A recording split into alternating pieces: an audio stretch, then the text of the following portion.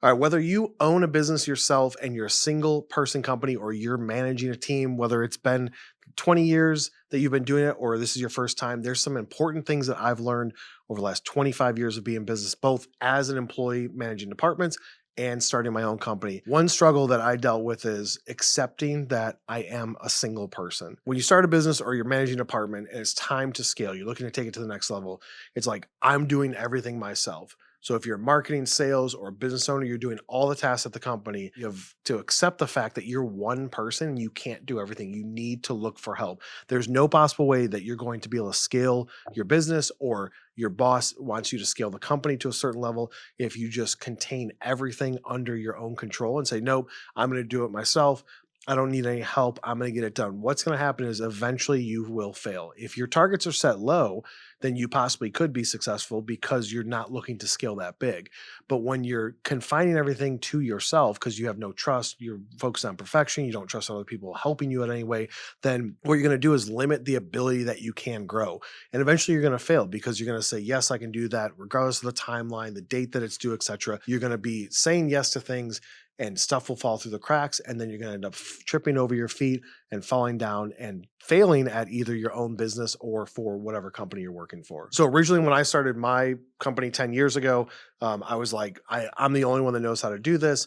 I know that I need help, but how can I trust people? I dabbled with hiring some freelancers and things like that to take care of some minimal tasks. But then what it all ended up doing was by the time I got done editing or making adjustments or changing things, it's like I should have just done it myself in the first place. Now that may hold true regardless of where you're at in your career or your business. It may hold true to certain areas that you're just like, hey, for this specific thing, this is my core competency. I'm just going to do it. I don't want to train somebody with it. But for the most part, you're going to limit yourself with the scalability. And that's exactly what I did 10 years ago. Eventually, I came to the realization I'm just one person. I have to accept that fact.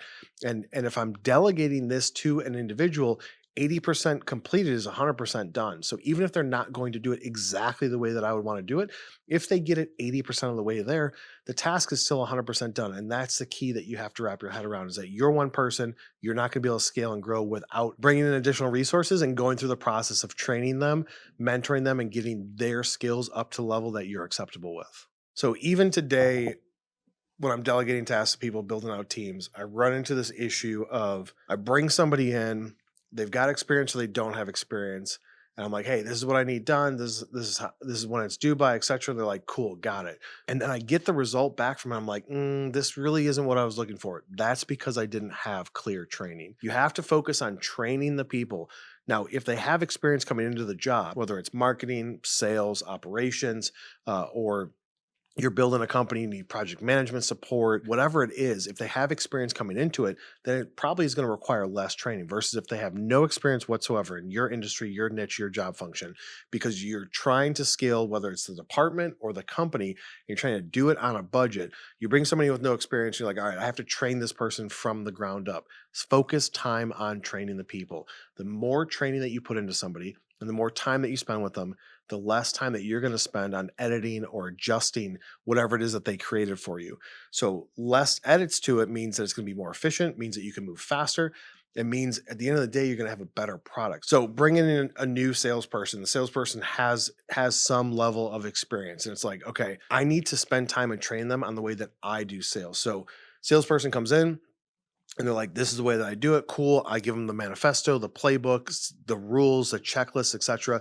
But it's like even just telling somebody what you want them to do is not enough. And that's something I've learned the hard way over the last 10 years specifically, is that having documentation, SOPs or standard operating procedures, having checklists, all that stuff in place, because you will fail either one of two reasons. Either it's going to be the person's issue. So like they just aren't able to do the job that you ask them to do or complete the task that you ask them to complete because of their own reasons. So it's like a person thing versus a training side of things. If you didn't provide them training or communication or documentation to make sure that they understand what they're asked to do, then it solely relies back on the person that's asking the person to do that task. So bringing in Alex, bringing in Sebastian, two different backgrounds, two different roles. Alex first went through project management. Sebastian came in straight off the street into sales. Didn't have formal sales experience, but had experience working with people. And so in Sebastian's case, I just say, all right, you understand how to talk to people, communicate, the role of building trust in sales first. You can't ever close somebody if you don't have trust. How to do that, very outgoing, very communicative in his past life. But then it's forming it into a specific structure. So this is the way that the sales process works. First, you're going to have a discovery call. You're going to ask these specific questions in that discovery call to do the fact finding phase. And you're going to want to position yourselves with a solution. So it's solution based sales approach versus just selling the specifications or the services that you offer. Here's the solution that you're offering. You've already asked them the questions. You're pitching them specifically solutions to what they need. You're not going in there saying, we can do everything. It's what are the issues that you're having? Here's a solution. You've identified the pain point. You've identified the price that they're willing to spend or what it costs them to not have it. And then from there, you provide them with pricing to solve that problem. This doesn't matter if you're selling SaaS products, if you're selling legal services, if you're selling chiropractic services, industrial manufacturing, none of that matters. It's a very simple approach of identify the problem, offer up a solution, make sure that the price is within their budget, or they've said that the problem is big enough to where it's costing them X amount of money to justify the price for you to take care of that for them. So when you go into the doctor's office or the dentist and you're like, I have this pain, you would pay pretty much anything to make it go away. Fortunately, with insurance, you don't have to pay an insane amount of money depending on what it is, but you're looking to solve the problem. Issues with your car, issues with your house, there's an emergency with whatever it is, you're willing to pay whatever it takes. So you have to identify what is that pain point and the threshold of how much of a pain that is for the person to then offer them a solution that makes sense. So we had to explain that to them and I had to walk them through that training. And I still to this day with both sales guys, and as the sales team grows, you have to continue to say, here's the structure, because people kind of get lost in not following the process, but there's a process to everything. Follow the structure and you'll be successful. When I've failed in this is bringing people in sales, bringing people in marketing, automation, saying you have some skill sets to do these tasks, but I don't train them specifically on the way I want it done or the expectations that I have with completing that task. Therefore, they're always going to fail because they're not living up to expectations because I haven't communicated to it. So go into it knowing that does not matter if you're bringing in somebody in your department or you're bringing somebody into your company because you own it or the boss of it. You will need to spend time on training. There is going to need to be a runway of learning curve initially. You're going to have to invest more time into it than it will be in the long run. But the more time that you spend in the training, the less time you will spend in the long run micromanaging it. People will get it. They'll be successful. They'll stay around for a long time. And then you're going to rinse and repeat. So you got two different situations. You've got a person that you train and you go through training and they're just sitting there like, yep, I get it. No questions, good to go, etc. Then you got the people that are asking questions, engaging. So you've trained them, you've asked them to do something. And now at this point, you're trying to measure the results and make sure that they're making improvements. So from a sales standpoint, sales guy comes in, he has to write proposals, and proposal writing is not anything that is easy. It's not black and white. It's somewhat of an art form. So what I noticed is that the proposals getting a little bit better each time, but still missing some of the key areas. It's like, hey, remember you have to do this. Hey, remember, don't forget that area. Yep, I got it, etc. But if I want to measure that over time, what type of metric am I going to put into place? So for proposal writing, it's like, how many edits do I have to do to it? So they sent it to me for review and approval, and it's like I had to make 16 changes. And I'm going to track that in some sort of spreadsheet or on a note.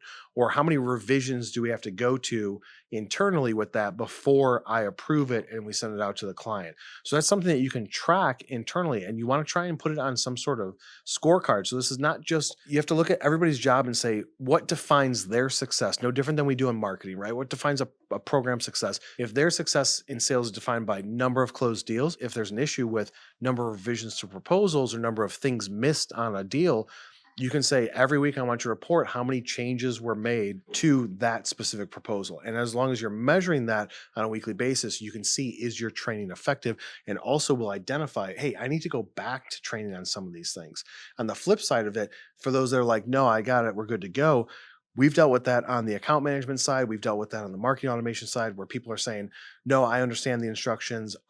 Your training is great. It's clear and directive. But then we go into what they actually did. And it's like, well, you missed these things. I trained you on them and you said you were good. So where's the disconnect? So having that conversation with them and then saying you had these errors or you missed these steps, and being able to document it and measure that success to make sure that there is progress over time. Every single week, somebody in theory should be getting better at their job as long as they are being pushed to develop new skills, taught new skills, mentored by their boss or other people at the company, and then trained, because it comes down to, in order for them to increase their skills, you can't just leave them out on an island. So by you training them on things that you need them to do, them taking the ball and hopefully they're self-started and they run with it and they're like, I love this, I want to train on my own. That's a way that most people are going to become successful.